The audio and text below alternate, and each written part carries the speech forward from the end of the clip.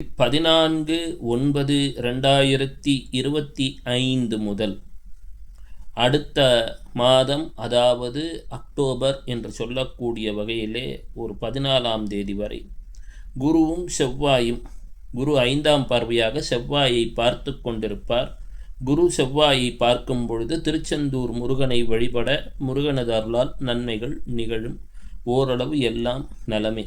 எனினும் அதற்கு பிறகு வரக்கூடிய காலகட்டம் என்பது 20/10/2025 முதல் குறிப்பாக 20/11/2025 அதற்கு அடுத்த நாள் என்றெல்லாம் சொல்லக்கூடிய வகையிலே அப்பொழுது ஒரு அமாவாசை நிகழும். 20/11/2025 உலகம் முழுவதும் அதிகமான வழிபாடுகள் தேவைப்படும்.